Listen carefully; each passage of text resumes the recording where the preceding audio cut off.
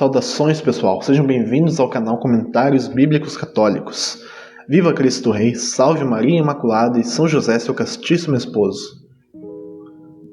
No vídeo de hoje, abordaremos a existência de uma continuidade entre a tradição hebraica e a tradição católica de ler os acontecimentos presentes nos livros sagrados da Bíblia diante de uma perspectiva tipológica e espiritual.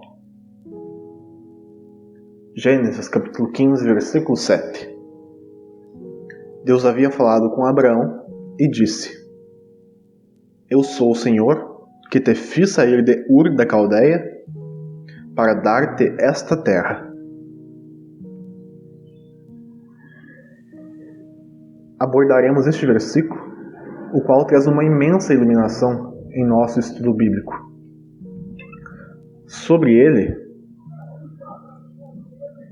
traremos brevemente o que diz o Dr. Scott Hahn e também o mestre Kurt Smith ao elucidar tal passagem em seu caderno de estudo bíblico do livro do Gênesis. O fragmento Eu sou o Senhor é tal que Deus vai abordar Israel nestes mesmos termos no Sinai. Conferir Êxodo capítulo 20, versículo 2. Olhemos rapidamente os dois versículos de Gênesis e de Êxodo e depois voltemos para o que dizem os dois autores. Gênesis capítulo 15, versículo 7. Eu sou o Senhor que te fiz sair de Ur da Caldeia para dar-te esta terra. Êxodo capítulo 20, versículo 2. Eu sou o Senhor, teu Deus, que te fiz sair do Egito, da casa da servidão.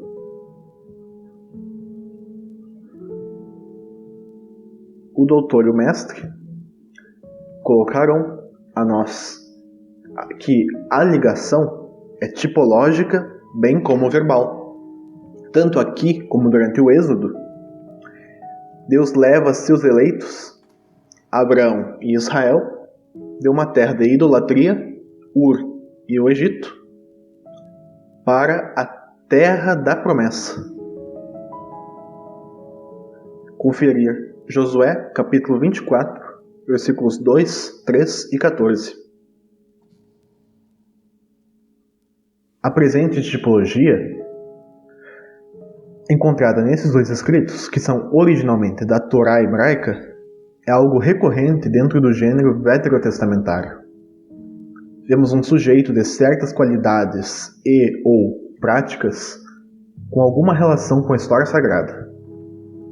E mais adiante, veremos algo semelhante a esta relação, como se parecesse em certos aspectos a repetição do que aconteceu antigamente, mas com outros personagens. Tal paralelo entre Abraão e o povo de Israel é um exemplo disso, como se a história de Abraão já adiantasse os acontecimentos que se dariam com seus descendentes. Do ponto de vista literário, esse paralelo foi traçado entre livros distintos, Gênesis e Êxodo, trazendo a consumação do acontecimento no livro de Josué. E no nosso comentário de Gênesis capítulo 12, versículos 11 ao 20, ver o vídeo 38, lemos alguns elementos da história que aprofundam tal compatibilidade.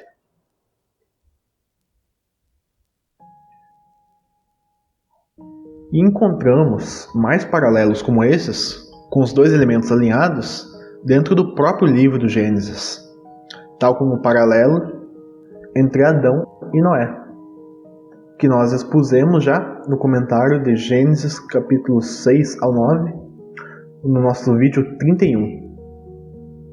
Deus confia a descendência humana a Noé, bem como uma nova fonte de alimentação, garante continuar fazendo ciclos sazonais e uma aliança com Noé, assim como antes com Adão. Noé é apresentado como um novo Adão. Podemos ver também paralelos junto de livros posteriores, como de Gênesis com o livro de Daniel. No primeiro, encontramos a personagem do patriarca José, e no segundo, o próprio profeta Daniel.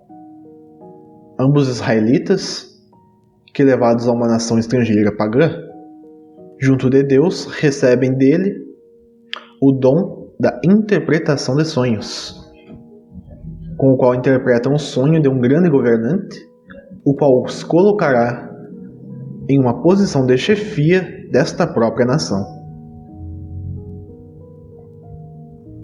Também poderíamos citar o paralelo entre Noé e Moisés. Moisés é apresentado no início do livro do Êxodo como se fosse um novo Noé, tanto que há até uma, entre aspas, arca de Moisés.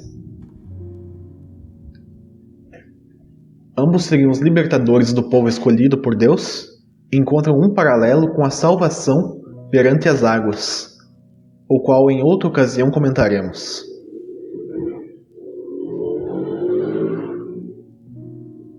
Com esses exemplos e muitos outros, passamos a conhecer como é algo enraizado já na cultura hebraica encontrar nas narrativas sagradas figuras antigas, as quais se davam em circunstâncias que se realizam de forma nova e análoga em eventos posteriores com outros atores envolvidos. Os próprios textos de seus livros sinalizam tal.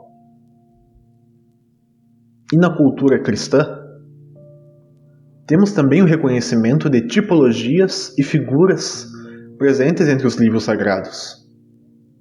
Se os hebreus já as viam nos livros que possuíam, os cristãos as conseguem identificar, dar-lhes continuidade e dar a conhecer novas delas com as narrativas presentes nos livros neotestamentários. Como, por exemplo, ver na promessa da concepção extraordinária de Isaac por Sara, a promessa da concepção de Jesus por Maria, onde em ambas o anjo anunciador professa sobre a onipotência de Deus, e cujo filho a nascer será definitivo para a aliança se formar entre o homem e Deus.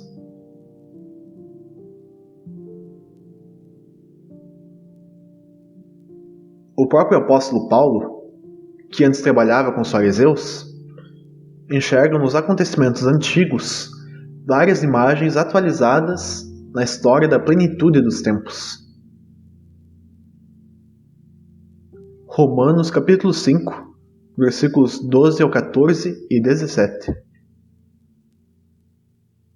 Por isso, como por um só homem entrou o pecado no mundo, e pelo pecado a morte, assim a morte passou a todo o gênero humano, porque todos pecaram. De fato, até a lei, o mal estava no mundo, mas o mal não é imputado quando não há lei. No entanto, desde Adão até Moisés, reinou a morte, mesmo sobre aqueles que não pecaram, à imitação da transgressão de Adão, o qual é figura do que havia de vir. Se pelo pecado de um só homem reinou a morte, por esse único homem, muito mais aqueles que receberam a abundância da graça e o dom da justiça reinarão na vida por um só, que é Jesus Cristo.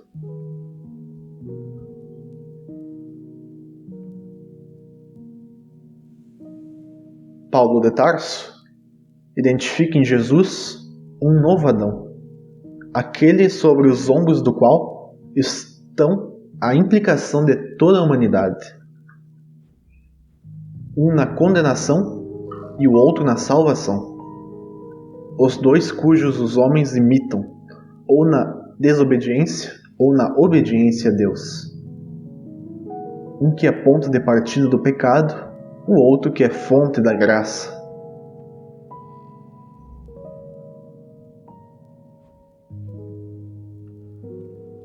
Outro paralelo. 1 Coríntios, capítulo 10, versículos 1 ao 5 e 16 e 17.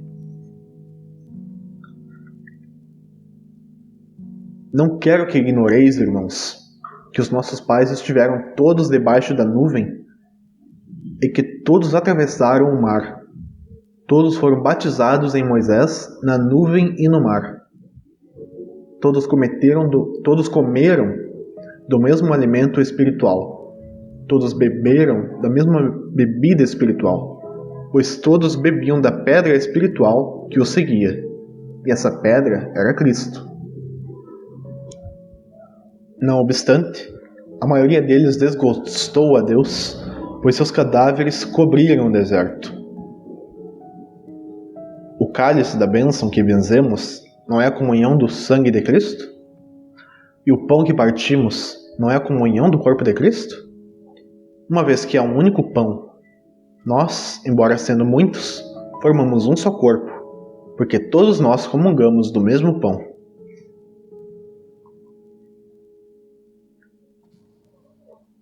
São Paulo enxerga na travessia do Mar Vermelho dos israelitas um tipo de batismo nas águas, como o dos fiéis de Cristo. Vê na pedra que jorrava água a eles uma imagem de Jesus, a pedra angular, da qual jorrará a bebida da água viva do Espírito. E no alimento do pão maná do deserto, uma figura da comunhão eucarística que alimentará a Igreja de Cristo.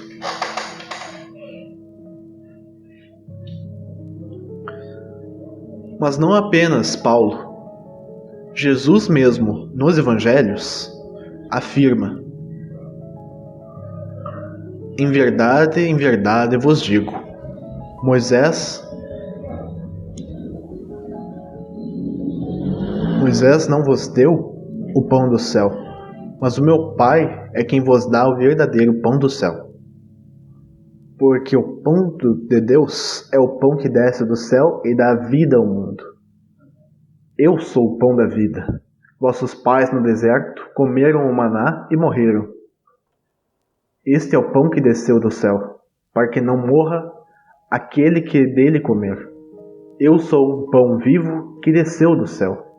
Quem comer deste pão viverá eternamente. E o pão que eu lhe hei de dar é a minha carne para a salvação do mundo. Evangelho segundo João, capítulo 6, versículos 32 ao 33 e 48 ao 51. Vemos o próprio Jesus afirmar que o maná do deserto era uma figura da Eucaristia.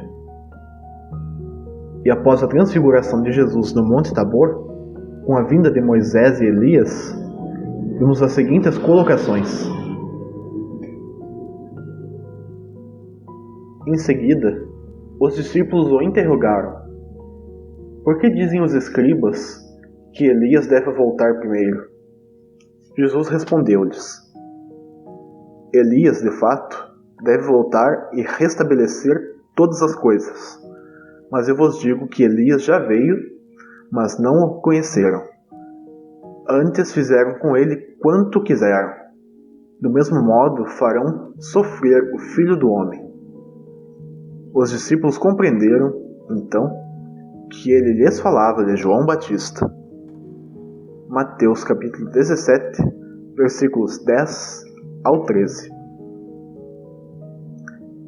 Jesus e os discípulos que o acompanhavam identificaram São João Batista como o novo profeta Elias, aquele que cumpriria como que o mesmo que cumpriu Elias.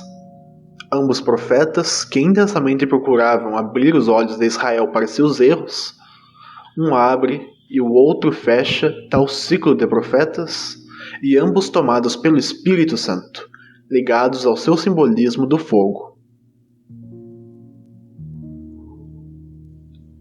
A leitura que os cristãos fazem das Escrituras encontra outros vários paralelos implícitos e explícitos no conjunto das narrativas bíblicas entre as realidades primeiras e as realidades posteriores envoltas na vida e no conjunto de Cristo. A Constituição Dogmática Dei Verbum do Concílio Vaticano II traz-nos uma exposição sobre o Antigo Testamento na ótica da Igreja de Cristo. A economia do Antigo Testamento destinava-se sobretudo a preparar, a anunciar profeticamente, conferir Lucas 24:44, João 5:39, 1 Pedro 1:10, e a simbolizar com várias figuras, conferir 1 Coríntios 10:11, o advento de Cristo, Redentor universal, e o do reino messiânico. Mas os livros do Antigo Testamento, segundo a condição do gênero humano, antes do tempo da salvação estabelecida por Cristo, manifestam a todos o conhecimento de Deus e do homem, e o modo com que Deus justo e misericordioso trata os homens. E podemos ver na exortação apostólica Verbum Domini do Papa Bento XVI, posterior ao sínodo, cujo tema era a Palavra de Deus na vida e na missão da Igreja, como devemos, ainda assim, aproveitar da sabedoria judaica e de sua cultura diante dos livros canônicos existentes desde a Antiga Aliança. A exortação nos atenta que, mesmo após o advento do Messias e da formação do Novo Testamento, o Antigo Testamento mantém o seu próprio valor de revelação que Nosso Senhor veio afirmar. Conferir Marcos capítulo 12, versículos 29 ao 31. E por isso, também o Novo Testamento requer ser lido à luz do Antigo.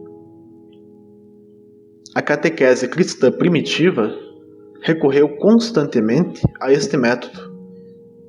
Conferir 1 Coríntios capítulo 5, versículos 6 ao 8 e capítulo 10, versículos 1 ao 11. Nota de rodapé número 1. Por este motivo, os padres sinodais afirmaram que a compreensão judaica da Bíblia pode ajudar a inteligência e o estudo das Escrituras por parte dos cristãos. Nota de rodapé número 2. Ou seja, a riqueza presente no conhecimento judaico não é, então, alheia a um bom entendimento bíblico. Conseguimos colher bons frutos em um prudente uso de fontes de sabedoria dos hebreus. E algo que temos mostrado nesta exposição é que o próprio povo da Antiga Aliança já tinha consciência de tipologias e figuras presentes na história revelacional. A mão de Deus já conduzia essa história e fazia como que presentes acontecimentos passados, comunicando as relações entre os eventos. E sabendo disso, olhemos para a leitura das Escrituras feita a partir de Cristo, praticada desde a pregação do Evangelho. O Papa Bento XVI dirá que existe sim uma originalidade na leitura cristológica do Antigo Testamento. Mas também dirá que essa leitura se dá justamente em um caráter tipológico, o que é algo já presente na leitura dos próprios judeus. Eis as palavras do Papa. Desde os tempos apostólicos e depois na tradição viva, a Igreja deixou clara a unidade do plano divino nos dois testamentos graças à tipologia que não tem caráter arbitrário, mas é intrínseca aos acontecimentos narrados pelo texto sagrado e, por conseguinte, diz respeito a toda a Escritura. A tipologia descobre nas obras de Deus, na Antiga Aliança, prefigurações do que o mesmo Deus realizou na plenitude dos tempos na pessoa do seu Filho encarnado. Nota de rodapé número 3. Por isso, os cristãos leem o Antigo Testamento à luz de Cristo morto e ressuscitado.